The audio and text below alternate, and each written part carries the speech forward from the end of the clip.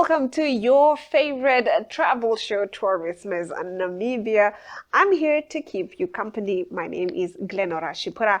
Getting right into what you can expect in today's broadcast. Under topics, we find out about the awarding of a tourism concession in the Bwabwata National Park in the Kavango East region, which is being challenged in the Windhoek High Court. Namibia's progress integrating indigenous knowledge in mainstream programming, as well as the Namibia to Go that was opened at Hosea Kutaku International Airport. Under destinations, we find out about the Belvedere Boutique Hotel in Windhoek and the Timbila Game Reserve, located about 60 kilometers from Omaruru. And to the point, we find out about all the ancient Twyfelfontein rock engravings. Sit back, relax while we keep you entertained. We'll be right back after this.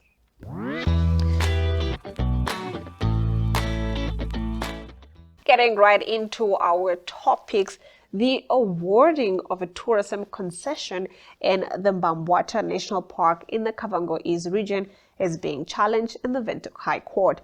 An urgent application was brought before Judge Beatrix de Jager by 8 lodge owners in the area of Bwabwata against the Minister of Environment Ministry, the Environment Commissioner, Neem Safari Lodge, the Kara Makan Association, and Buffalo Private Lodge. Pre-trial proceedings have taken place and the case was placed on the roll for Wednesday, the 27th of November. The 8 lodges are Shambura Camp, Shametu River Lodge, Riverdance, Ngepi Camp, Duhofo Safari Lodge, Divindu Guest House, Nunda River Lodge, and Dimvava Okavango Resort Spa and Safaris. The purpose of this application is to obtain an administrative review of the specific decisions of the Minister Pohamba Shifeta and the Environment Commissioner Timotheus Mufeti. This involves, among other things, the Minister's decision to enter into a concession contract with Neem for the management and operation of the Kavango South concession and therefore set the contract aside.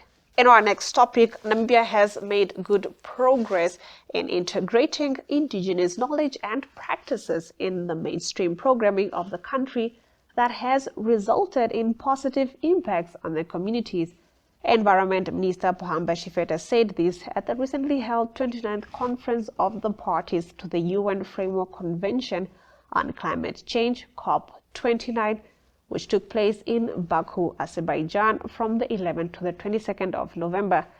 Shifeta said that the UN Special Rapporteur has acknowledged that since the independence of Namibia in 1990, the government has made many significant achievements in rolling back some of the destructive legacies left by colonialism and apartheid that adversely impacted indigenous people in Namibia who had suffered injustices that were perpetuated by the colonial system in the past that left them disadvantaged to varying degrees.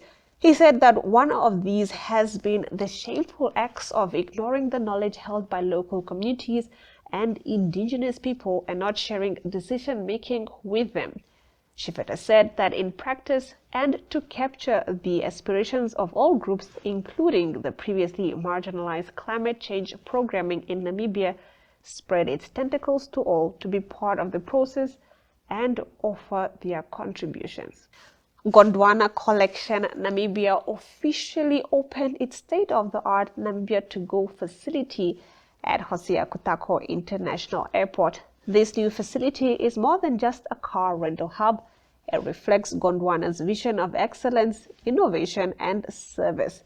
With 24-hour personalized support, seamless integration with tour operators, and a team dedicated to ensuring peace of mind for every guest, this facility is set to redefine how travelers embark on their Namibian adventures.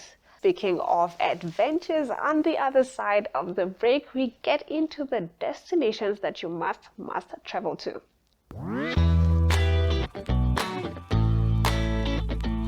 First up on our destinations, we are in the capital city at Belvedere Boutique Hotel in Windhoek, which is a unique upmarket sanctuary for the modern-day traveler. The hotel is conveniently situated in Ludwigsdorp, Klein, Windhoek. Let's take a look.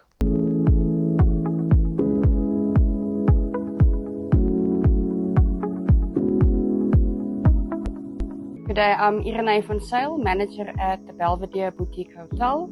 The first room we showed you is what we call our penthouse suite. So it's got basically the nice big double bed that you saw, the little balcony outside for some extra privacy. The room just offers quite a bit of space, the full bathroom.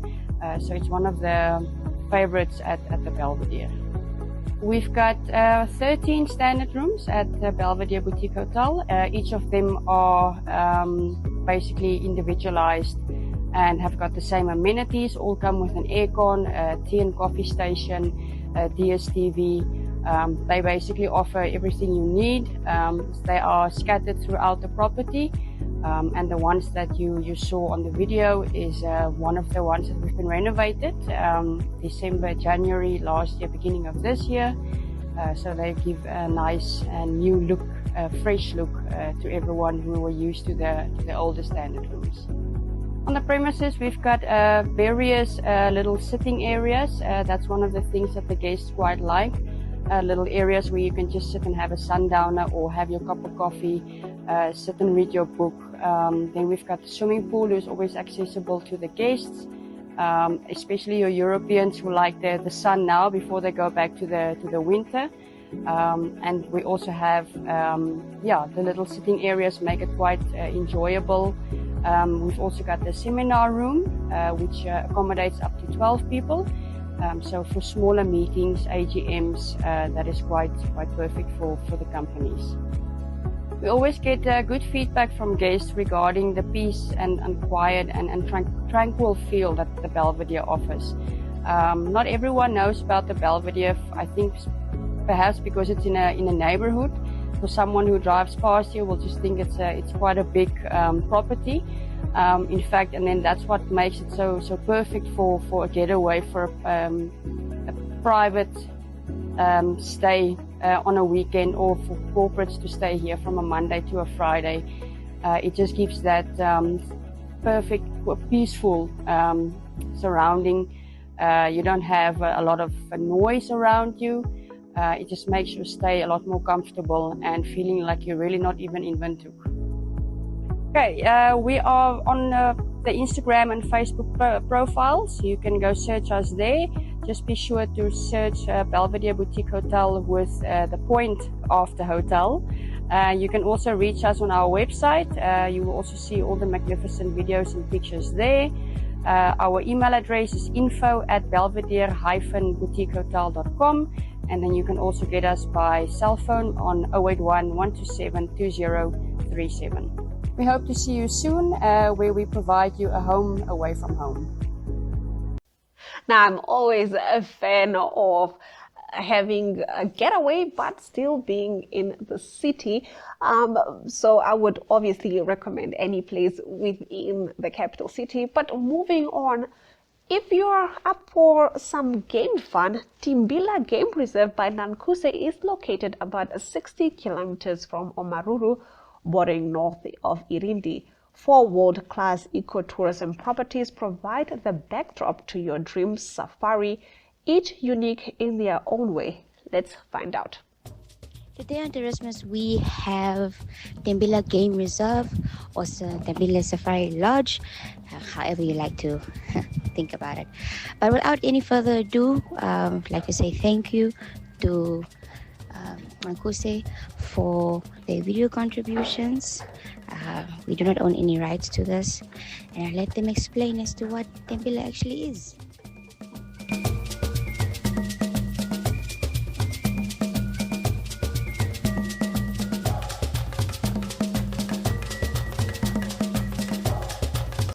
Windhoek National Park, ideally situated for any traveler.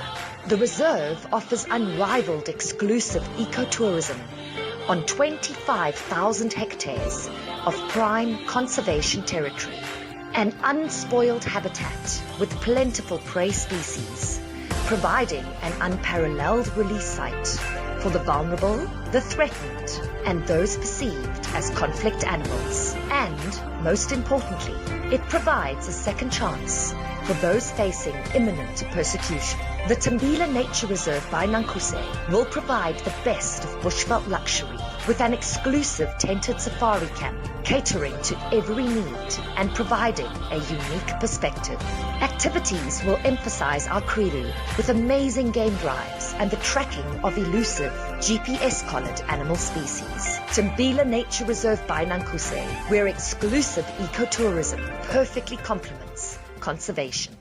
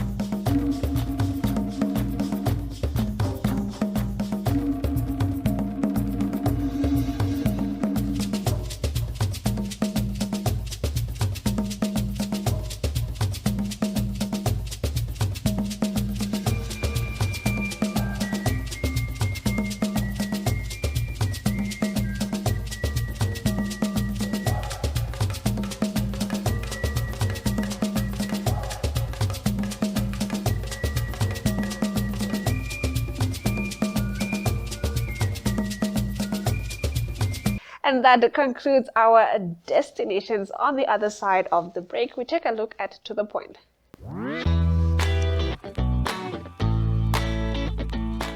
Getting right into the point, embark on a journey with world wonders to the heart of Namibia's stark beauty and discover the ancient secrets of Twyfelfontein. This UNESCO World Heritage Site is home to incredible rock engravings that date back over 6,000 years, offering a glimpse into early human life. Let's take a look.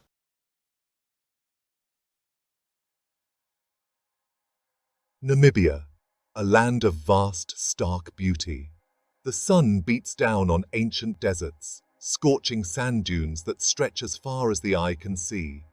This is a landscape where survival is a challenge, a testament to the resilience of nature. And yet, life finds a way. Amongst its desolate plains and towering mountains lies a place called Twyfelfontein. Here, the echoes of humanity's journey are etched into the very rock. Designated a UNESCO World Heritage Site in 2007, Twyfelfontein is a treasure trove of ancient rock engravings known as petroglyphs. These engravings offer a unique window into the past, providing invaluable insights into the lives, beliefs, and artistic expressions of Namibia's early inhabitants.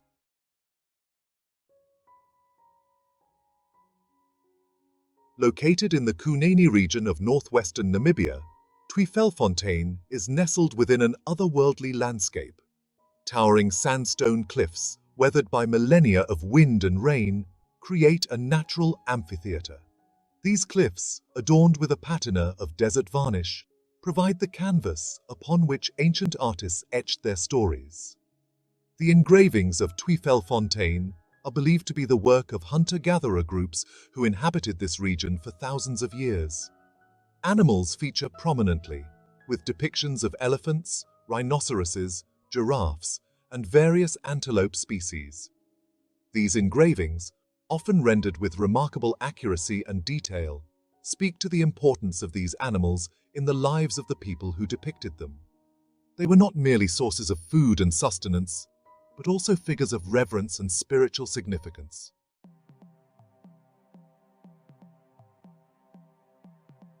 The petroglyphs of Twyfelfontein are more than just depictions of animals.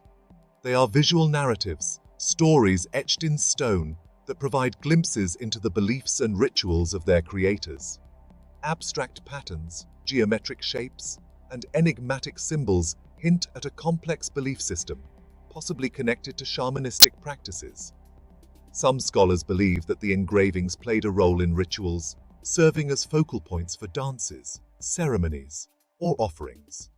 The act of creation itself was likely imbued with deep meaning, connecting these ancient people with their surroundings and ensuring their stories would be passed down through generations.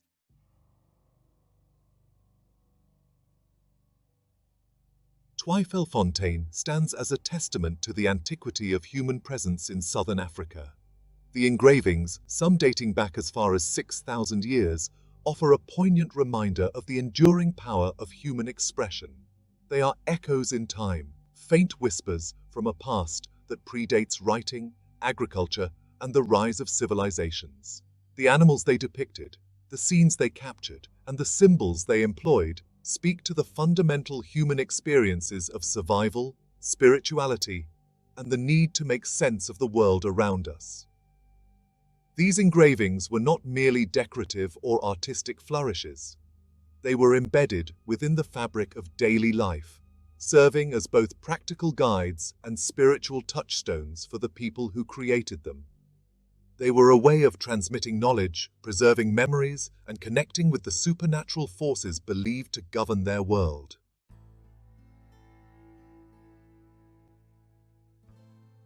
The artists of Twyfelfontein were hunter-gatherers, their lives intricately intertwined with the rhythms of nature.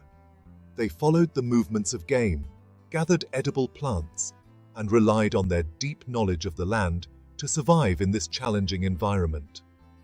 The prominence of animal imagery in the Twyfelfontein engravings reflects the central role that animals played in the lives of these hunter-gatherer societies. Animals were not merely sources of food and raw materials. They were also believed to possess spiritual power and were often seen as intermediaries between the human and spirit worlds. These detailed depictions suggest a deep familiarity with the animals they hunted, a testament to their keen observational skills and their intimate knowledge of the natural world. Determining the age of rock art is complex and challenging. Researchers use various methods to estimate the age of petroglyphs. At Twyfelfontein, engravings on sandstone have weathered for millennia. Patina, a layer from weathering, helps estimate age. Older engravings show more pronounced patina. Comparing styles helps place Twyfelfontein engravings in a timeline.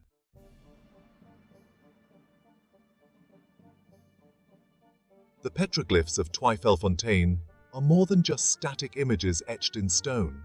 They are a form of visual communication, a language spoken across the millennia.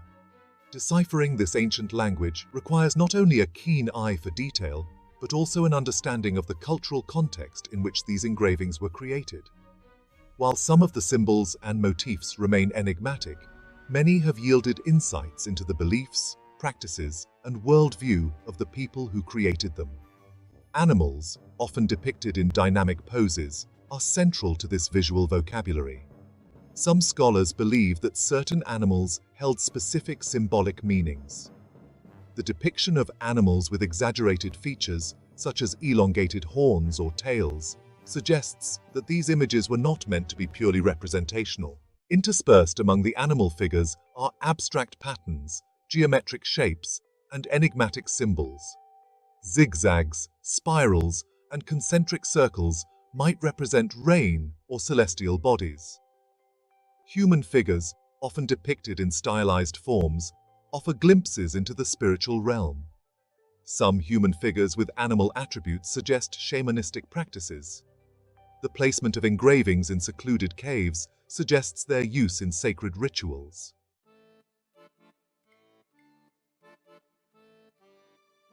Taken together, the petroglyphs of Twyfelfontein offer a glimpse into a world where the boundaries between the physical and spiritual were fluid.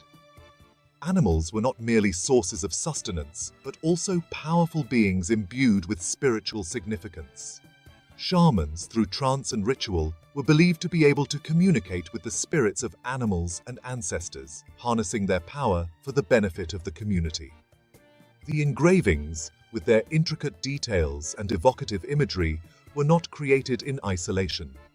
They served as mnemonic devices, transmitting knowledge about animal behavior, hunting techniques, and the location of vital resources.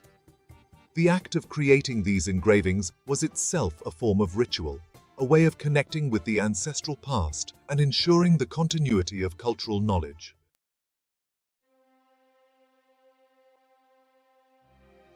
Twyfelfontein, viewed from a distance, might appear as an isolated anomaly, a collection of ancient etchings in a remote corner of Africa. Yet, to truly grasp its significance, we must shift our perspective. Imagine a vast tapestry woven through time, each thread representing a different culture, each knot a moment of human expression. Twyfelfontein, in this context, is but one thread, yet it connects to a much larger narrative, the story of humanity's shared journey. The impulse to create art, to leave a mark on the world, is a fundamental human trait. From the cave paintings of Lascaux to the pyramids of Giza, humans across time and cultures have sought to express themselves, to make sense of their world, and to connect with something larger than themselves.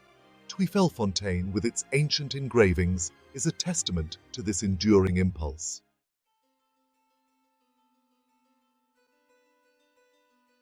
This global distribution of rock art, spanning continents and millennia, speaks to a shared human experience. Though separated by time, distance, and cultural context, early humans faced similar challenges, relied on similar skills, and sought answers to life's enduring questions in the natural world around them. The animals that sustained them, the cycles of nature that governed their lives, and the spiritual forces they believed shaped their destinies, provided a common language for artistic expression. A hunter-gatherer in Africa, gazing upon a herd of antelope, would have shared a similar understanding of the animal's movements, behaviors, and significance with a hunter-gatherer in Europe or Australia. This shared understanding transcended spoken language, finding expression in the universal language of art.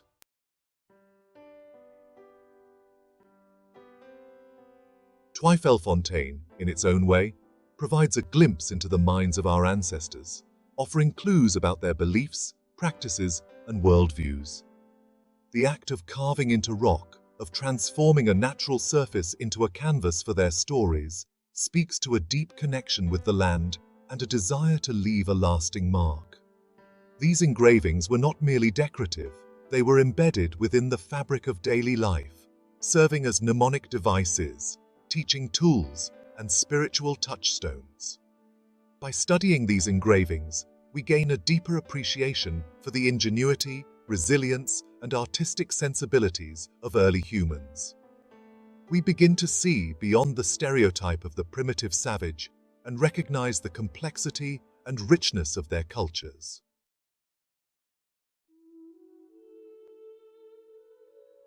Twyfelfontein reminds us that we are part of a much larger story, a story that began millennia ago with the first tentative steps of our ancestors out of Africa. The engravings serve as a poignant reminder of our shared human heritage, a heritage that transcends geographical boundaries and cultural differences. As we marvel at the skill and artistry of the ancient artists who created these engravings, we are reminded of the enduring power of human creativity. We are also reminded of the importance of preserving these fragile treasures for future generations. Twyfelfontein, with its ancient whispers etched in stone, beckons us to listen, to learn, and to remember our place in the grand tapestry of time.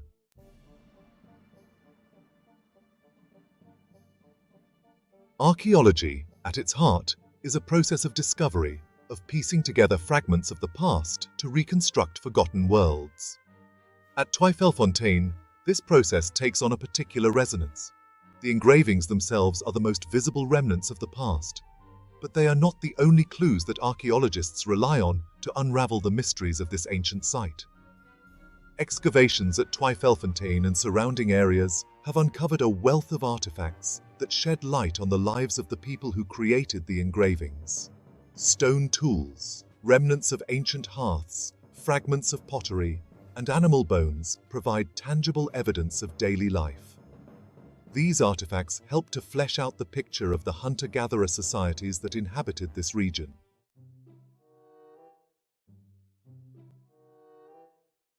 Archaeologists employ a range of scientific methods to analyze the artifacts and features found at Twyfelfontein. Radiocarbon dating of organic materials, such as charcoal from ancient hearths or animal bones, helps to establish a chronological framework for the site. Microscopic analysis of stone tools can reveal traces of wear patterns, providing clues about how the tools were used. Analysis of animal bones can determine the types of animals that were hunted and consumed, providing insights into dietary habits and the local ecosystem. By studying the spatial distribution of artifacts and features, archaeologists can begin to reconstruct ancient activity areas, identifying areas used for tool-making, food processing, or ritual practices. The findings from these excavations and analyses have helped to refine our understanding of the chronology and cultural development of Twyfelfontein. Twyfelfontein stands today as a sanctuary of the past, a testament to the enduring power of human expression. Yet, its very existence is a reminder of the fragility of heritage. The engravings have withstood the ravages of time for millennia. They now face new threats from human encroachment and climate change. The Namibian government, with international and local support, has implemented protective measures, declared a national monument in 1952 and a UNESCO World Heritage Site. It is now managed for long-term conservation. Controlled access, guided tours, and education are key to these efforts. By raising awareness and promoting sustainable tourism, we ensure these ancient whispers continue to resonate. Twyfelfontein is far more than just a collection of ancient engravings. It is a portal to a distant past, a place where the echoes of human experience transcend time and space.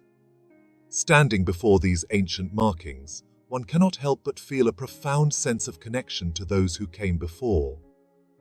The engravings speak of a time when humans lived in close harmony with nature, when animals were not merely resources to be exploited, but rather powerful beings imbued with spiritual significance. Twyfelfontein's timeless message is one of resilience, creativity, and the enduring power of the human spirit. It is a reminder that we are part of a much larger story, a story that began millennia ago with the first tentative steps of our ancestors and continues to unfold today. And with that, unfortunately, we have come to the end of the broadcast. They say all good things must come to an end. And on that note, from me, Glenora Shipora, I hope to see you guys again next week with more of Tourismus.